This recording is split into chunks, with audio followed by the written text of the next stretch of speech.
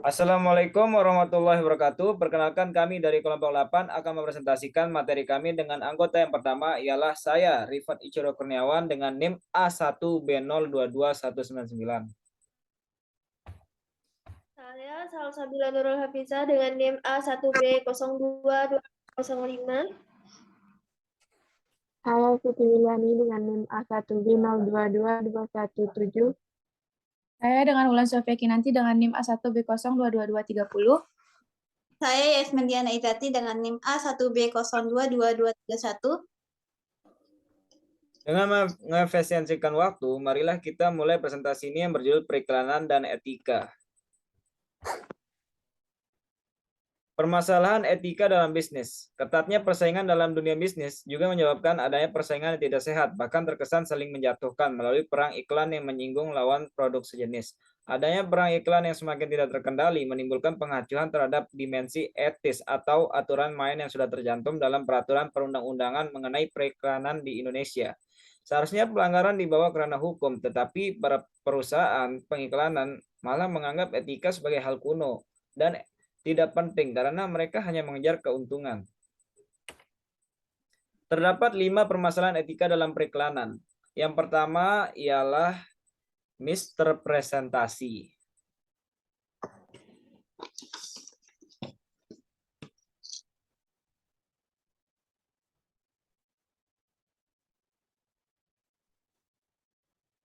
Terdapatnya pernyataan iklan yang salah. Misrepresentasi merupakan sebuah istilah yang digunakan oleh Miru dan Yodo dalam Harbrian and Sukradanata untuk menjelaskan adanya penyimpangan terhadap representasi atau perwakilan dari sebuah produk. Menarik untuk dicermati bahwa mispresentasi yang berasal dari kata representasi ini menjadi sebuah variabel keterwakilan bagi produk palsu yang cenderung digunakan dalam melakukan promosi. Meskipun pada kenyataannya promosi juga cenderung digunakan dalam melakukan promosi. Meskipun pada kenyataannya promosi yang telah membatasi aspek representasi produk akan tetapi konteks mispresentasi yang dijelaskan oleh Miru dan Yodo dalam Harbrian and Sokranata terkesan lebih kompleks dengan menjadikan para brosur produk tertentu sebagai alat lahirnya mispresentasi. Informasi yang diterima dari sebuah brosur cenderung menampilkan desain grafis ataupun tampak produk yang menggiurkan dengan dibarengi oleh ekspektasi yang tinggi dari konsumen. Namun apabila konsumen secara langsung mendatangi tempat penjualan produk seperti misalnya produk makanan yang sedang promosi dengan gambar yang sangat menggiurkan dan terlihat menarik, nyatanya terbukti bahwa informasi dalam browser tersebut tidak sesuai dengan kenyataan. Yang kedua ada manipulasi. Menurut Kamus Besar Bahasa Indonesia, manipulasi adalah upaya kelompok atau perseorangan untuk mengatur perilaku, sikap, dan pendapat orang lain tanpa orang itu menyadarinya. Untuk memanipulasi orang dengan periklanan ada 3 cara menurut Subroto. Yang pertama ada subliminal advertising. Iklan ini adalah teknik periklanan yang sekilas memberikan pesan dengan begitu cepat, sehingga tidak sampai dipersepsikan dengan sadar, tetapi di bawah ambang kesadaran. Teknik ini bisa dipakai di bidang visual maupun audio. Yang kedua ada teknik subliminal ini dalam kasus tertentu dapat sangat efektif. Contoh, sebuah bioskop yang menciptakan sebuah pesan subliminal dalam film yang isinya lapar, makan popcorn. Harapannya konsumen waktu istirahat membeli popcorn jauh lebih banyak dibanding biasanya. Dan yang terakhir, iklan yang ditujukan kepada anak. Iklan menyasar anak ini dianggap kurang etis karena anak relatif mudah dibohongi dan dipermainkan. Kemudian yang ketiga ada paternalisme. Paternalisme dapat diartikan seseorang melakukan perilaku yang bertentangan dengan kehendaknya sendiri menurut Sifrin. Atau juga berarti bahwa perilakunya mengungkapkan sikap superioritas. Dalam iklan, perilaku paternalisme terlihat dalam 2 pola, yaitu yang pertama, dominasi atau propaganda terhadap informasi, sehingga tidak memberikan kebebasan pemirsa untuk menentukan pilihan. Dan yang terakhir, yaitu plagiat terhadap iklan yang dianggap memimpin, atau sebagai pattern atau contoh. Yang keempat, ada mengambil keuntungan yang tidak adil. Iklan merupakan titik di mana terjadinya ketidakadilan. Iklan dibuat dengan semenarik mungkin dan sekreatif mungkin, sehingga terkesan berlebihan dan kadang mengabaikan kebenaran dari yang diiklankan. Hal ini termasuk ketidakadilan yang dilakukan pemasang iklan. Sebab informasi yang dipasang dalam iklan hanya memberikan keuntungan kepada pemasang iklan saja. Salah satu prinsip dari etika bisnis adalah saling menguntungkan. Menurut para ahli etika, keadilan adalah hal yang sangat berhubungan dengan etika. Ini berarti pada saat seseorang atau sebuah perusahaan bisnis mengabaikan keadilan demi kepentingan diri sendiri, maka muncul ketidakadilan. Yang kelima, jenis periklanan yang tidak bertanggung jawab. Dengan adanya 4 pelanggaran etika di atas, menyebabkan terjadinya komunikasi pemasaran yang tidak bertanggung jawab dengan strategi-strategi yang melanggar kepercayaan publik. Ada 2 jenis iklan yang memperhatikan, yaitu yang pertama, iklan yang tidak bertanggung jawab.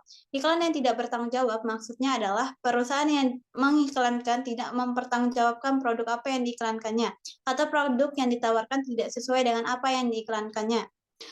Perilaku tidak bertanggung jawab merupakan perilaku yang tidak baik dan harus dihindarkan oleh perusahaan agar konsumen percaya dengan produk yang diiklankan dan tertarik dengan produk yang ditawarkan. 2. Iklan yang menyesatkan atau deceptive advertising. Iklan menyesatkan adalah bentuk periklanan yang biasanya memuat informasi yang salah atau jelas salah tentang barang atau jasa tertentu, dengan maksud untuk menimbulkan kebingungan di masyarakat dan mengubah perilaku mereka sebagai konsumen.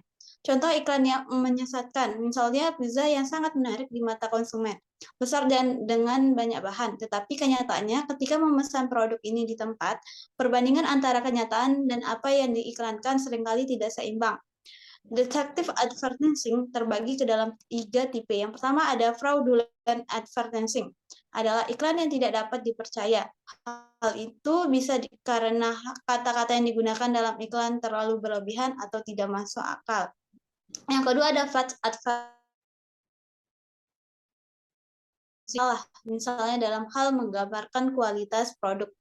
False advertising terjadi karena kompetensi yang semakin ketat dalam pasar, sedangkan produk atau layanan yang ditawarkan tidak mampu bersaing.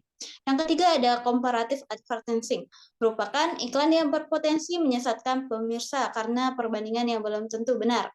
Contohnya pada iklan sampo yang membandingkan keunggulan produknya lebih baik dibandingkan produk sampo dengan merek lain.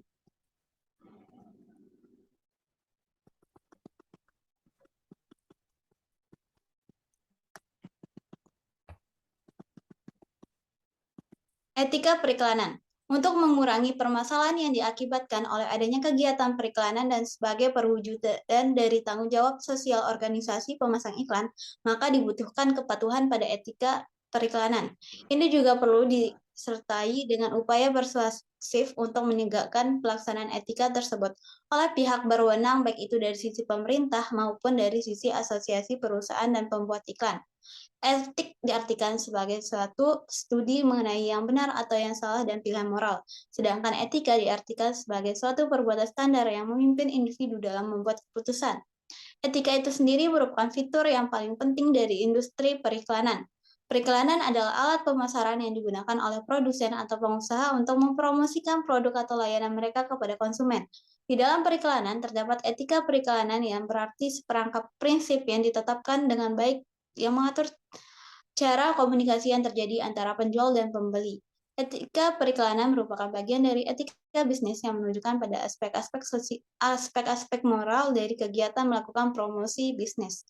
Sehingga etika promosi dapat dikaitkan dengan kaidah atau prinsip-prinsip etika bisnis.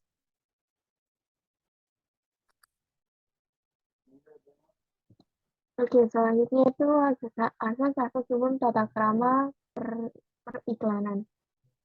Dengan didasari keinginan untuk perilaku secara etis dalam beriklan agar tidak merugikan masyarakat atau perusahaan lainnya. Federasi Periklanan Amerika atau The American Advertising Federation dalam tahun 2019 berhasil merumuskan prinsip-prinsip periklanan Amerika yang secara garis besar, yaitu 1. Iklan harus mengatakan yang sebenarnya. 2. Klaim iklan harus didukung oleh bukti yang jelas. Yang ketiga, pengiklanan tidak boleh menyerang Pengiklan tidak boleh menyerang pesaing. Dan keempat, iklan tidak boleh menawarkan produk atau jasa untuk dijual, kecuali jika pemasaran tersebut merupakan usaha yang jujur untuk menjual produk atau jasa yang diiklankan, dan bukan merupakan alat untuk mengalihkan konsumen ke barang-barang atau jasa lain yang biasanya berharga lebih tinggi. Dan 5, jaminan dan garansi harus jelas. Dan keenam, iklan harus menghindari klaim harga yang salah atau menyesatkan, atau klaim penghematan yang tidak menawarkan penghematan yang bisa dibuktikan. Dan terakhir, yang ketujuh, yaitu iklan harus bebas dari pernyataan ilustrasi, implikasi, atau implikasi yang menghina cita rasa yang baik atau kesopanan masyarakat. Dan terakhir, rekomendasi.